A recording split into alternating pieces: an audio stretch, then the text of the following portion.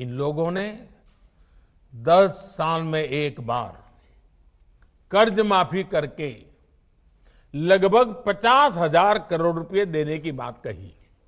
10 साल में एक बार 50,000 करोड़।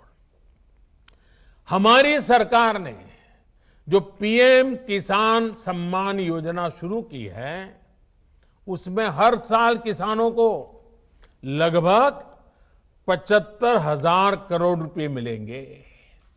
यानी 10 साल में लगभग 7.5 लाख करोड़ रुपया किसानों के बैंक खातों में सीधे ट्रांसफर।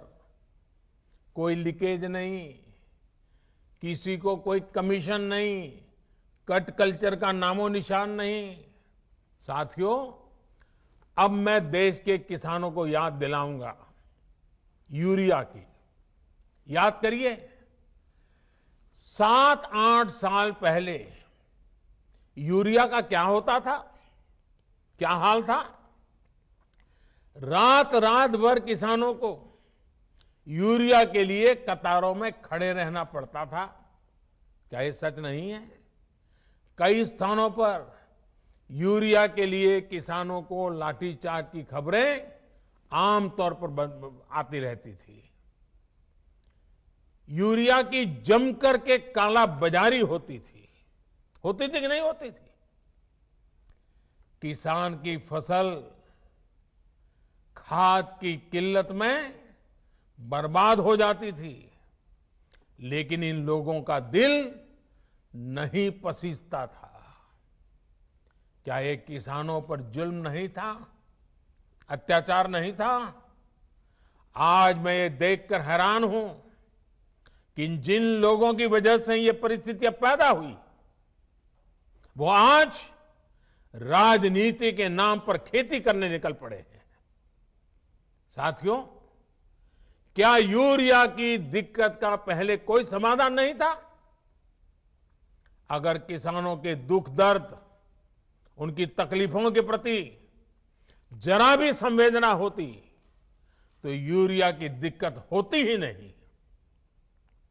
हमने ऐसा क्या किया कि सारी परेशानी खत्म हो गई है?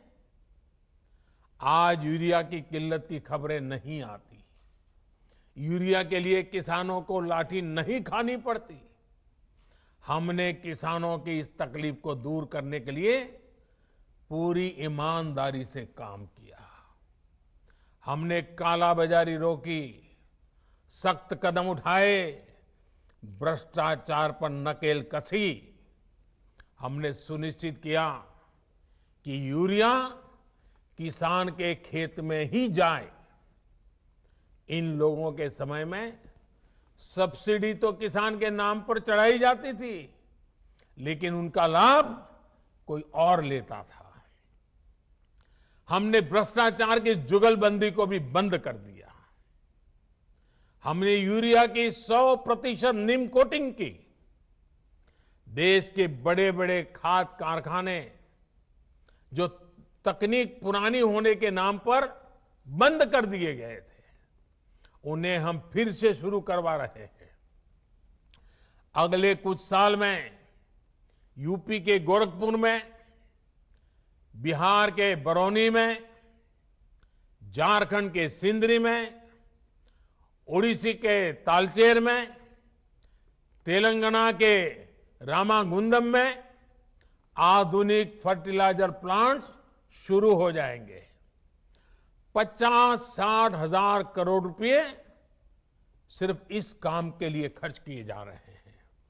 ये आधुनिक फर्टिलाइजर प्लांट्स रोजगार के लाखों नए अवसर पैदा करेंगे, भारत को यूरिया उत्पादन में आत्मनिर्भर बनाने में मदद करेंगे।